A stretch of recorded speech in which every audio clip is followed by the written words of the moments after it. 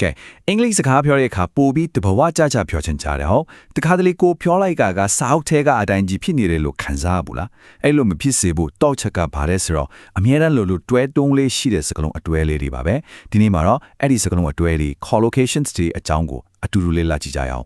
collocations ဆိုတာကလေအချစ်ဆုံးတငယ်ချင်းတွေလို့ပါပဲရှင်းလေးပဲလူတွေမှာဆိုရင်အမြဲတမ်းတွဲလာလောက်တဲ့တငယ်ချင်းတွေရှိရဟုတ်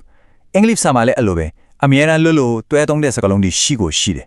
ဒီလိုအတွဲလေးတွေကိုမမှန်ကန်သုံးနိုင်ပြီဆိုရင်လေကိုယ့်ရဲ့စကားပြောကအရန်ကိုတဘာဝကြာသွားမှာပါ Okay ဒါဆိုရင်ကျွန်တော်တို့နေ့စဉ်ဘဝတွေကပထမဆုံးအပိုင်းကိုစလက်ကြအောင်အဲ့ဒါကတော့ကိုပိုင်ပစ္စည်းတွေအကြောင်းပြောကြတာပေါ့ဟုတ်တယ်ကိုပတ်ဝန်းကျင်မှာရှိတဲ့ကိုပိုင်တဲ့အရာတွေအကြောင်းဘယ်လိုပြောကြမလဲဆိုတာကြည့်လိုက်ကြစို့ဒီမှာလေတခဲကိုလက်တွေ့ကြတဲ့ဥပမာလေးတစ်ခုကိုအတူတူကြည့်အောင်ဒီတားရည်ဒေတာအဟောင်းလေးကကျွန်တော်အတွက်တိတ်ကိုထူးခြားပါတယ် special to me ပေါ့ဒါကကျွန်တော်အဖေပိုင်ဆိုင်ခဲ့တာဆိုတော့ belong to my father အခုတော့နည်းနည်းပျက်စီးနေပြီဆိုတော့ a bit damaged အဲ့ဒီတော့ဒီဝါချတိုလေးထဲမှာပဲတပဝါချအတွဲတုံးထားတဲ့စကလုံးအတွဲလေးတွေပါနေတာကိုတတိထားမိမှာပါကဲနောက် slide မှာအဲ့ဒါတွေကိုတစ်ခုချင်းစီအသေးစိတ်လေ့လာကြည့်ကြမယ်ကဲဒီမှာတော့ PC တွေအကြောင်းပြောတဲ့က3ရမယ်အဓိကစကားလုံးအသွေးတွေပါပဲဟုတ်ပြီခုနကတားရည်စေတဲ့ဥမာလေးကိုပြန်သွားကြည့်အောင်အရင်ကဘယ်သူပိုင်ခဲလက်ဆိုတာကိုပြောခြင်းရင် belong to ကိုထုံးမယ်စိတ်ခံစားမှုရတန်ဖိုးရှိတဲ့ဆိုရင်တော့ spatial to me ပေါ့ငွေရေးကြေးရတန်ဖိုးကြည့်ရင်ရော what the law လို့သုံးနိုင်ပါတယ် made of ကတော့ရှင်းပါတယ်ဘာမဲ့လောက်ထားလဲဆိုတာကိုဖော်ပြတာဥပမာထားရည်စစ်ဆိုရင် genuine leather ရှေ့ခစ်တိုင်း gin ဆိုရင် vintage denim ပေါ့အသစ်ဆက်အပြည့်နာစာမရှိဘူးဆိုရင် brand new ဒါမှမဟုတ် perfect condition လို့ပြောလို့ရပြီနည်းနည်းလေးပျက်စီးနေတယ်ဆိုရင်တော့ slightly damaged လို့သုံးပါတယ်တကယ်တော့လေကိုပိုင်ဆိုင်တဲ့ပစ္စည်းတွေကကိုဘယ်လိုလူစားမျိုးလဲဆိုတာကိုတစ်စိတ်တစ်ပိုင်းဖော်ပြနေတတ်တယ်နော်ကဲဒါဆိုပစ္စည်းတွေအကြောင်းဝင်ခဏခွာပဲလူတယောက်ရဲ့ကိုယ်ရည်ကိုယ်သွင်းနဲ့တွင်းနဲ့တက်မှုတွေအကြောင်းဘယ်လိုပြောကြမလဲဆိုတာကိုဆက်ပြီးလေ့လာကြည့်ကြရအောင်ဒီမှာတော့လူမျိုးနဲ့စာကိုရှင်းလင်းလေးရှင်းပြထားပါတယ်တစ်ဖက်မှာ social butterfly လို့ခေါ်တဲ့သူတွေသူတို့ကတော့လူတွေအများကြီးတဲ့အချင်းကုန်ရတာကိုပြောတဲ့သူလူမှုရေးအရန်ကောင်းတဲ့သူတွေကိုဆိုလိုတာပါနောက်တစ်မျိုးကတော့သူရဲ့စံကျင်ဘက်ပဲ stay at home ပေါ့နာမည်တိုင်းပါပဲအိမ်မှာနေရတာကိုပို့ပြီးတော့သဘောကျတဲ့သူတွေကိုရည်ညွှန်းတာဖြစ်ပါတယ်ဒါဆိုကိုကြိုက်တဲ့အရာတွေကိုဘယ်လိုဖော်ပြကြမလဲတခုကိုအရင်ကြိုက်တယ်ဆိုရင် I'm a big fan of ဆိုပြီးသုံးလိုက်ပါတယ်အနာဂတ်မှာဖြစ်ချင်တဲ့အရာလိုချင်တဲ့အရာကိုစိတ်ကူးရနေတယ်ဆိုရင် dream about ပေါ့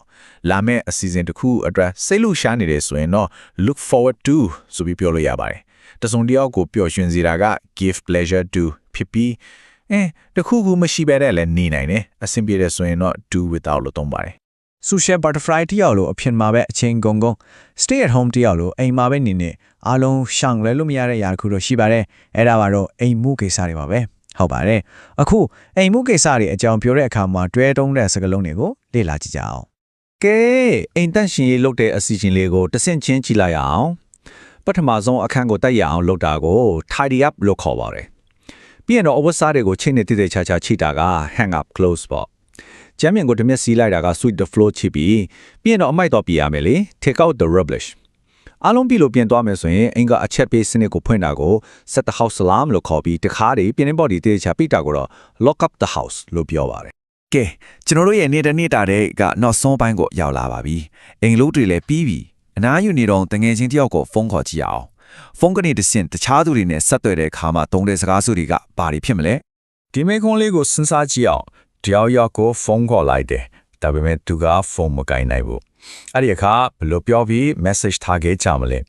နောက် slide မှာလေဒီလိုအခြေအနေအတွက်အရင်အတုံးဝင်တဲ့စကားလုံးတွဲတွေကိုကြည့်လိုက်အောင်ဖုန်း message ထားတဲ့အခါမှာလေဖုန်းခေါ်တဲ့သူပြောတဲ့စကားနဲ့အတန်သွင်းထားတဲ့ message မှာကြားရတဲ့စကားဆိုပြီးနှစ်ဖက်ခွဲပြီးကြည့်ကြအောင်ဖုန်းခေါ်တဲ့သူက hi is Jay လို့ကိုယ့်နာမည်ကိုပြောပြီးစားနိုင်တယ်ပြီးရင် can you call me back လို့မေးနိုင်တယ်